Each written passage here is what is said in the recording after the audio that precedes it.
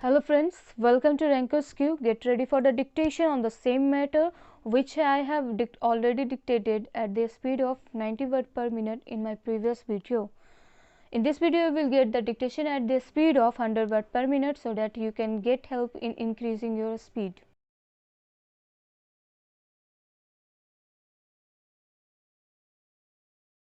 B.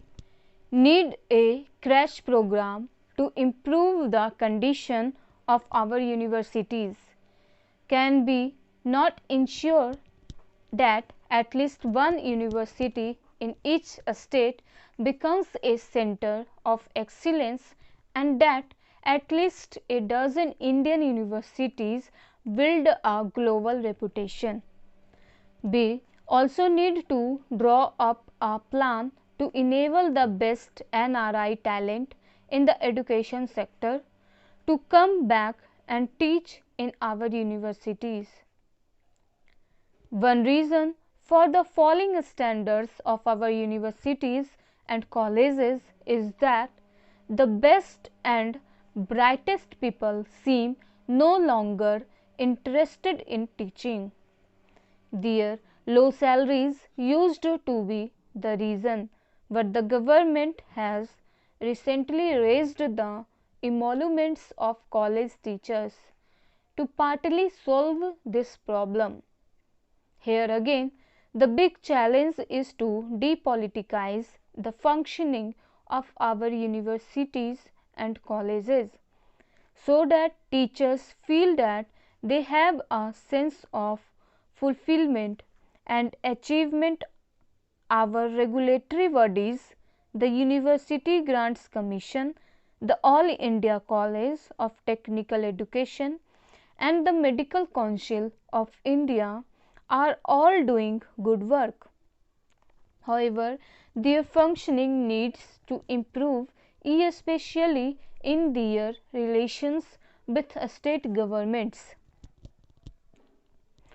Our formal education setup could learn a lesson or two from the private sector companies in the area of quality and management. Indian companies that are in the education business, especially those who are in the computer education business, are doing extremely well. They are now worth hundreds of crores.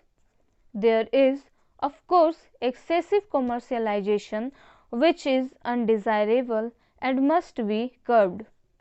However, let us look at the positive side.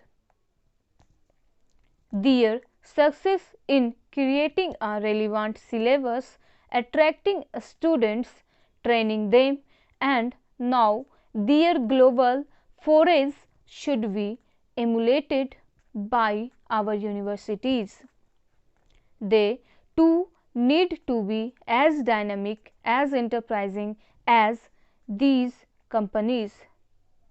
We also need to create a synergy between the formal and the non-formal sectors in education in order to pool their respective strengths. Apart from looking at how people are to be taught, we also need to look at what is taught. We must update our syllabi at all levels to reflect the rapidly changing world. We must also provide modern tools which would help in promoting a scientific temperament in our children. Our school must also impart value education. They must let every student have an understanding of and respect for all the faiths in India and pride in old national culture. There must be no place for religious bigotry and intolerance. While opposing the President's address, I refer to one point just to place on record my protest.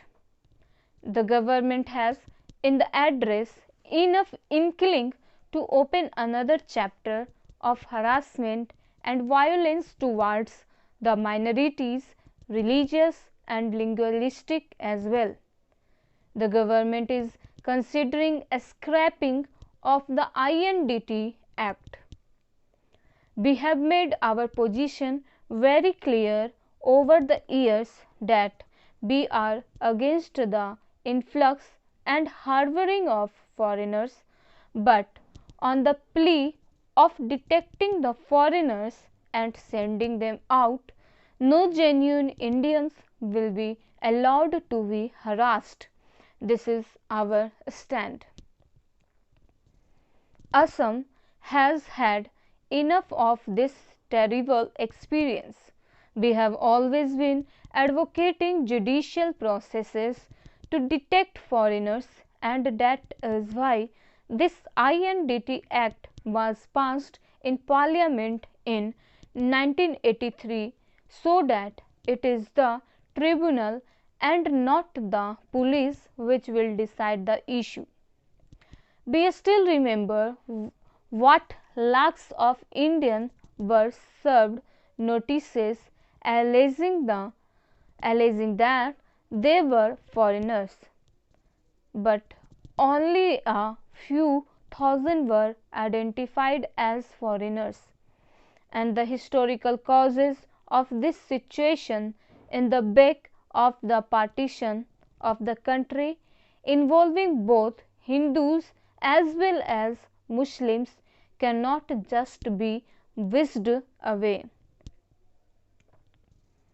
There is another factor which sense of justice and fair play cannot support.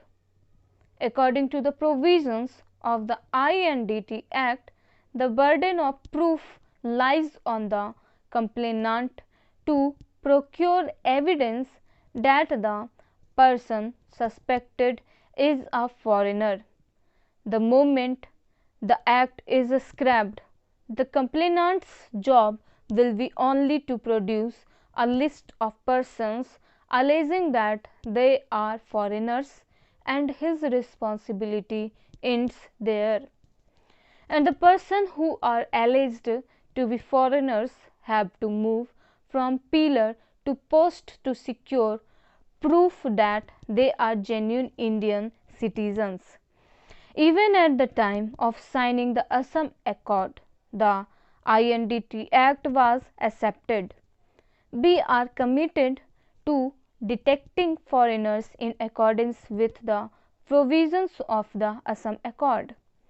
Our commitment still stands. This sort of injustice and harassment, mainly on religious grounds, strikes at the foundation of a pluralistic society we desire to build. Thus, today, the greatest danger exists to the concept of polity to which our nation is committed. In spite of the limitations and imperfections in the concept of the nation state, mostly in the third world, there is no alternative model, and the unifying role that it has played in history cannot be denied. Thank you.